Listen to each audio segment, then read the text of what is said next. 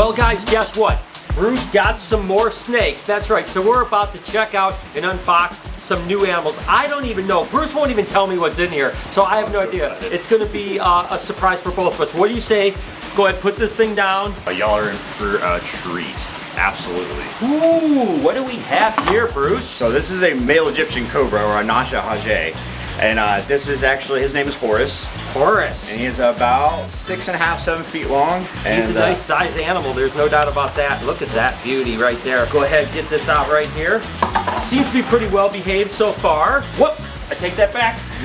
He's not hooding, but he did a little jump on me here. And again, being that I don't know this animal, I'm going to take a little bit more precaution because I have no idea how it's going to act. It's a little bit flighty. Interesting enough, it doesn't really want to hood on us, but it is flighty.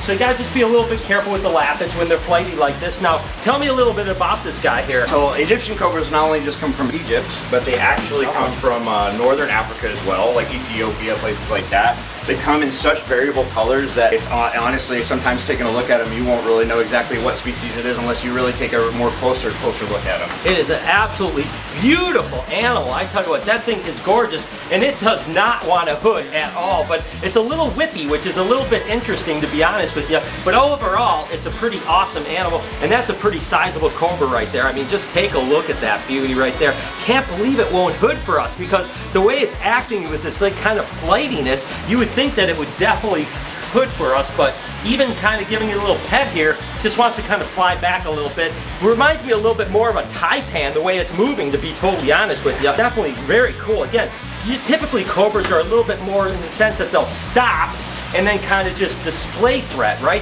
And they, of course, use that hood as a way to say, hey, I'm bigger, I'm badder than you, don't muck with me, right? Whereas this guy is, again, reminds me a little bit more like an Australian Elapid, which of course I've had plenty of experience with these guys over when I was in Australia many times messing with these guys, but I love this snake here. Here he goes, look, there he goes, there he goes. Oh, almost got us here. Let's see, come on, buddy, come on, let's see what you got. Come on, bud. I tell you what, Bruce, you always bring in some good stuff. Your collection of venomous snakes is getting to be pretty awesome, but apparently this isn't the only snake you got. Oh, I got you a snake, my friend. You got me a snake right here. So it's going to be even better than this Egyptian cobra. I tell you, I love this thing, even if it isn't hooding. Look at the pattern and coloring on this sucker. Whoo, doggy, I tell you what. Again, love starting my mornings with a lapis, there's no doubt about it. So, all right, we'll go ahead and put this little monkey away. Shouldn't say little, it's actually pretty sizable. And then we'll take a look at whatever is in this bigger bin over here. Whoo, there it goes. Whoo, it's interesting, isn't it? There you go, buddy. There you go. Whoo, doggy. All right, there you go. All set, bug boy. What a beauty that is right there. I cannot wait to see what this next snake is. You guys ready for this surprise? I have no idea, but everyone keeps telling me I'm going to be blown away and it's going to be amazing. So I don't know what to expect. What has Bruce got for me? Let's check it out. I'm actually going to take a step back on this one. Oh no.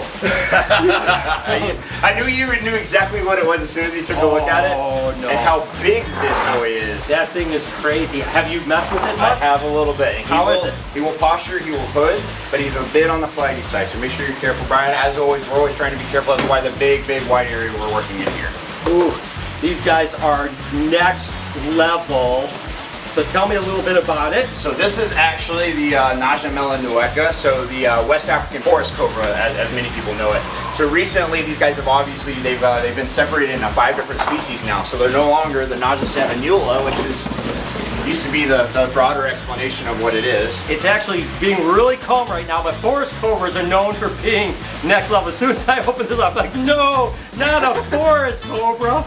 Oh my God. I told you I'd make you sweat today, Brian. Ooh, dang, I tell you what. But he's actually being good. Almost like an indigo snake right now. But I can promise you guys that when this guy gets fired up, it's next level. Forest cobras are the one cobra that I actually really respect when it comes to the way that they go at you.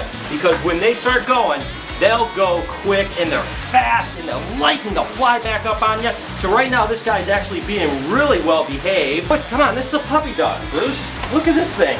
You know what I do, man. I got that way with Cobras for some reason. Right? You know, I just lull them into a sense of security that they just don't care anymore. Oh, I don't know about that. I mean, trust me, this guy's he's a pistol. He's going to explode on us at some point here, and you have to be super, super gentle with these guys because, again, quick movements are definitely not the way you want to go with forest cobras. Looks like he's going a little bit opaque right now. That could actually be causing his kind of a little bit of calmness because cobras are pretty visual animals. They really use their eyesight way more than a lot of snakes, to be totally honest with you. The fact that it looks a little cloudy might be actually calming it down a little bit, which is good. So that's what we're looking for right here. Look at the back of that skull. That is absolutely incredible. Ooh, come on, there.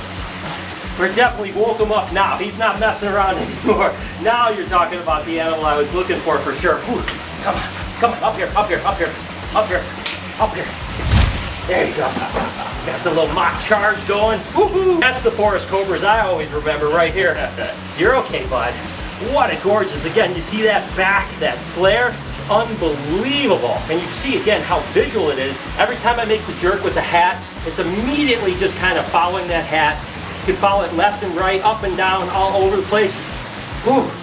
He's just looking for a chance to take a pop like that. That is beautiful, Bruce. Dude, oh my God. It's gorgeous. Wow, dog. I tell you what, that is absolutely incredible. Now that is a hood right there. I mean, this is, you know, forest cobras oftentimes have that iconic hood, almost like a king cobra, where they get this high off the ground. Not many cobras get that high off the ground, and that is absolutely wonderful. That's a solid foot, Brian. He just got off the ground there. Wow. Whoa, man. Guys, I'm in love, man. This thing is so incredible. There you go, bud. You know, I'll tell you one thing that's always really fascinated me about these guys is that not only are they ferocious, but they eat everything. Like they eat fish, snakes, other rodents. Whatever comes into their mouth, they will eat. That's why they're called forest cobras. They're in the forest, man. They're often considered semi-arboreal because of that. I'm glad that he decided to wake up a little bit and give us a little bit of a show because that's absolutely incredible. Come on, buddy. There you go. I tell you, this might be my favorite cobra you have, dude. Oh, it's starting to come on. Oh my gosh, this thing is so cool. He's at least right up there with Jasmine a little bit. So cool. I tell you what, man, some of you guys like those fast cars, some of you guys like to jump out of planes, some of you guys like to climb really tall things. Not me. I want to be on the end of a deadly snake. That's what I love in life right there. Come on, buddy. What a beauty. There you go. You're alright. Alright, well there you go, guys.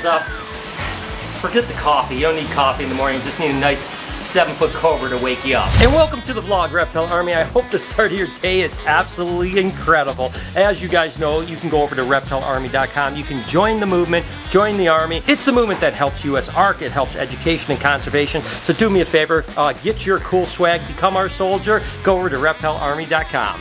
I mentioned I really respected that forest cobra, but the truth is, guys, I respect every animal. Sure, you know, when you're dealing with a venomous snake or something like that, it's a little bit more dangerous, but even Salty here, you can see that she sometimes gets squirmy. She is an alligator. Now, we've had her since she was just a week old, and we've trained her so much, and listen, I hand her off to people all the time, but the fact is that every time I hand her to someone, I am looking at every aspect of what she's doing. I respect all of these animals. This is an alligator. She can bite, so we got to make sure that that never happens to anyone, right? And I take that approach to every animal I work with, right? So, you know, even though maybe I'll give a little bit more respect to, say, a venomous snake like a cobra, the fact is that, you know, all these animals deserve my respect, and they certainly have earned my respect, and I love them to death. And Salty is doing great. And I mentioned in the past, every time I hand her off to a bunch of people, after I'm done, I always set her on the ground, because this is the next training that I've been talking about. She'll take 1 or 2 steps, and then she'll calm down. Watch. She'll just calm down and she'll sit there. And so what I'm going to do now is as soon as she calms down and sits down, I pet her every single time.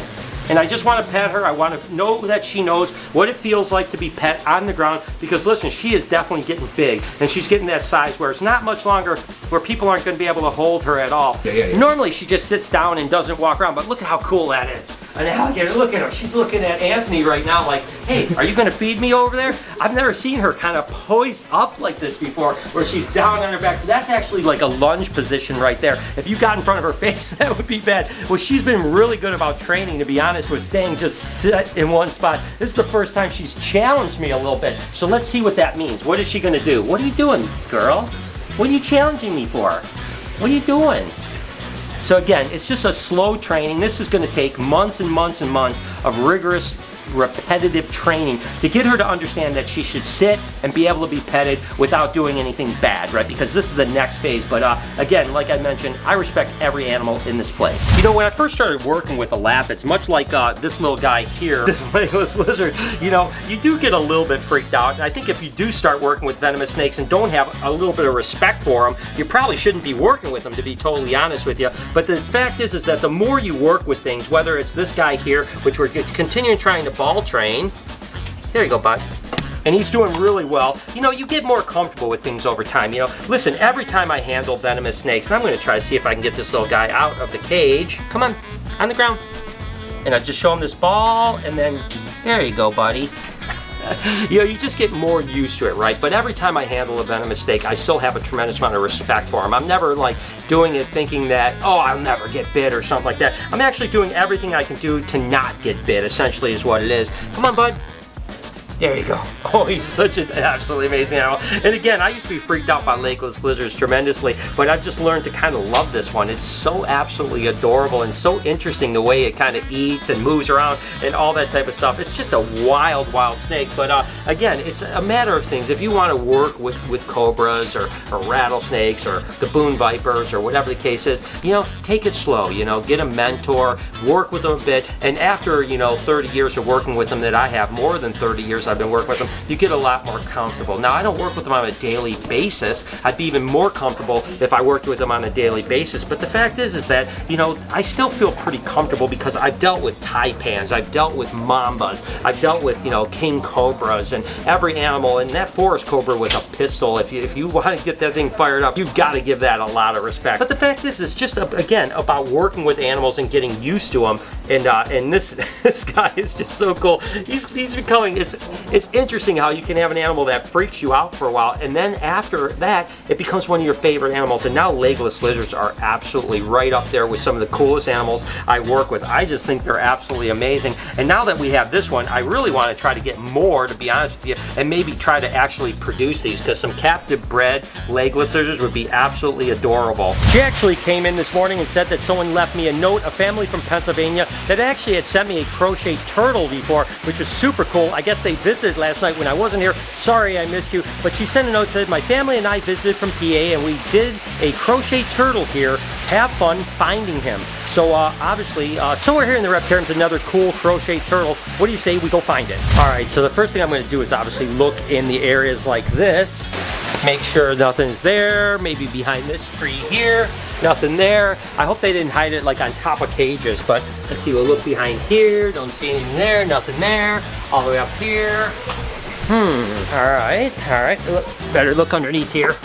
Nope, not underneath there. I'll continue to look. It's kind of cool. It's like a little scavenger hunt. No, nothing over here. So Lori, we have a crochet turtle. Remember the people that made us the other crochet turtle? Remember that? A while ago? Yeah, they were here last night and they hid one here. So they left a note to hide, so I've got to go find it. Do you want to help? All right. I like a good scavenger hunt. So let's Where have you looked? I just looked down this aisle here, so I haven't looked here. I'm so sorry, I totally forgot.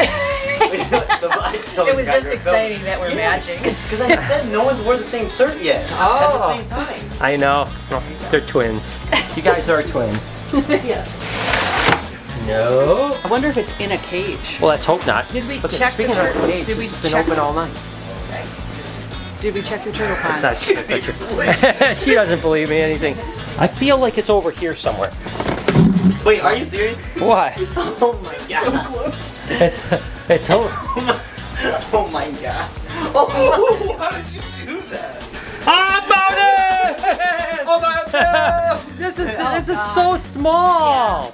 Oh my I God. was just over here too. I was looking for something bigger. That's good. It's super cute. So we found it. Thank you so much. I love it. As a matter of fact, did you see the couple rocks out front too? No, I didn't. Someone had a couple painted rocks that they hid out front too. So I love when people do that. They hide stuff in here and we have to find it. So thank you so much. I appreciate you guys. Absolutely had a beautiful time with those Cobras. I hope that you guys enjoyed them. If you did enjoy that video, right here is another playlist of me handling crazy stuff. On this side, you could do me a favor and hit that subscription button. It would mean the world to me. Have an absolutely wonderful day, Reptile Army. Remember, be kind to somebody, and I promise I'll see you in the next one.